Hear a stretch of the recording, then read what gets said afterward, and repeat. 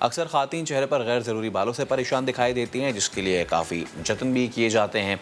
आज हम आपको ये बताएंगे कि चेहरे से गैर ज़रूरी बालों का खात्मा कैसे मुमकिन है और तरीका किस कदर महफूज है। इसी पर बात करने के लिए हमें ज्वाइन किया है माहिर अमराज जिल्द डॉक्टर सैयद बिलाल शम्स साहब ने। डॉक्टर साहब, थैंक यू सो मच, बहुत शुक्रिया वक्त देने के लिए। चेहरे पे जो गैर ज़रूरी बाल हैं, पहले तो इसकी वजह बताइए और क्यों हो जाते हैं, ये रीज़निंग ज़रा बताइए इसकी। जी, चेहरे पे गैर ज़रूरी बाल बिला वजह नहीं आते।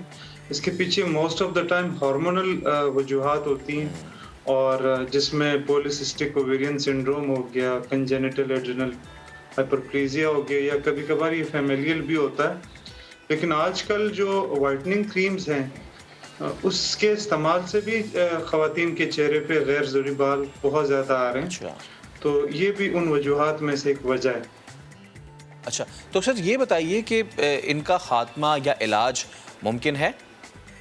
जी, बिल्कुल मुमकिन है और इसमें हम डर्मेटोलॉजिस्ट या स्किन स्पेशलिस्ट जो है हम लेज़र्स करते हैं, मुख्तलिफ लेज़र्स हैं जिसमें एनडीएग लेज़र है, जिसमें अलेक्जेंड्राइट लेज़र है, जिसमें आईपीएल है, इंटेंस पल्स लाइट।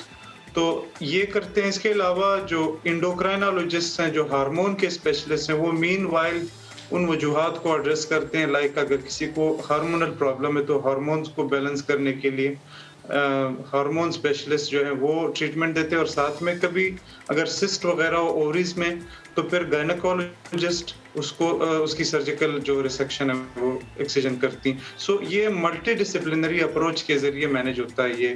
इसको हम हिर्सुटिज़म कहते हैं, चेहरे पे गैर ज़रूरी बालों को। अच्छा, और ये भी मुझे बताइएगा कि क्या ये सिर्फ जो हार्मोनल चेंजेस या हार्मोनल होती हैं, क्या सिर्फ उस यही रीज़न है या फिर अगर डाइट में आप कुछ ऐसा ले रहे हैं जो कि कॉज करता है तो वो भी इसका रीज़न बन सकता है इन गैर ज़रूरी ग्रोथ का? Most of the time hormonal होता है, लेकिन डाइट में सपोज अगर आप कुछ ड्रग्स हैं, कुछ मेडिसिन है, अगर वो ले रही हैं उससे भी आ सकता है। So most of the time it is hormonal. कभी ये बिला वजह भी होता है जिसको हम इडियोपैथिक कहते हैं। इडियोपैथिक मतलब साइंस उसको अब तक नहीं पहचान पा रही किसकी वजह क्या है। अच्छा, और ये मुझे बताएं कि जैसे बहुत सारी ख़वातीन जो हैं वो लेज़र ट्रीटमेंट कराती हैं ना, तो जी, is laser treatment a permanent solution या फिर लेज़र के बाद भी ये दोबारा चीज़ें हो सकती हैं? आपने लेजर कराने के साथ साथ मीनवाइल उस वजह को, उस काज को भी एड्रेस करना है। यानी कि सपोज जिसकी अंडरलाइन कोई रीजन बनती है उसको भी एड्रेस करना है, तब फिर ये खत्म होंगे। यानी सपोज अगर कोई ओवरीज के अंदर सिस्ट है, जब तक आप उसको ट्रीट नहीं करेंगे तो सिर्फ लेजर कराने से मसला हल नहीं होगा। सो आपने रूट काज तक भी पहुंचना है।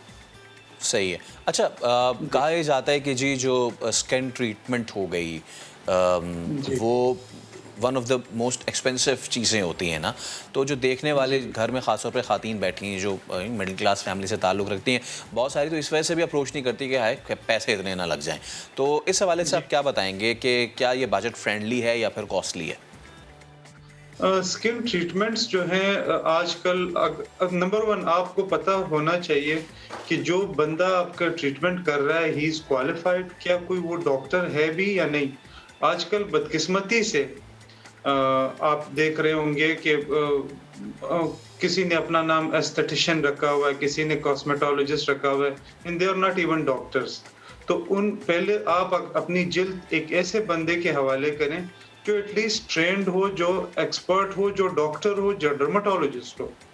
Number one. नंबर टू, इसके अंदर जो मुख्तलिफ ट्रीटमेंट मॉडलिटीज स्किन की ट्रीटमेंट्स में यूज होती हैं, स्पेशली लेजर्स हो गए या फिर आप हाइड्रा फेशियल वगैरह, ये most of the time they are FDA approved and ये सेफ हैं, बिल्कुल सेफ हैं। सपोज अगर हेयर रिमूवल में लेजर्स हैं या टैटू में लेजर्स यूज हो रहे हैं या एक्नी स्कार्स में हो रहे हैं, ये 100% सेफ हैं।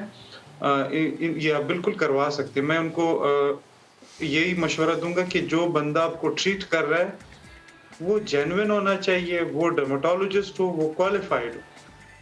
और डॉक्टर साहब, एक हमारी वो भी तो आदत है ना, घरेलू टोटके हर मामलात में, घरेलू टोटके तो ख़ास तौर पे when it comes to your skin, क्या आप घरेलू टोटकों पे जाएंगे? घरेलू टोटकों और ये जो सेल्फ मेडिकेशन है, मैं इसके हक में नहीं हूँ। क्योंकि आप अपने आप को एक्सपेरिमेंटल एनिमल जब बनाएँगे तो फिर उसके फिर जो नुकसानात है उसके लिए भी तैयार होना चाहिए।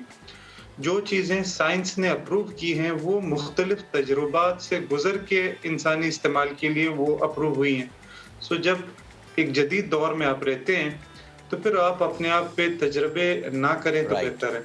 इसके नुकसानात हो सकते हैं। बहुत शुक्रिया, thank you so much doctor Al Shams, आप हमारे साथ मौजूद थे, बड़े अहम मामले पे गुफ्तगू कर रहे थे।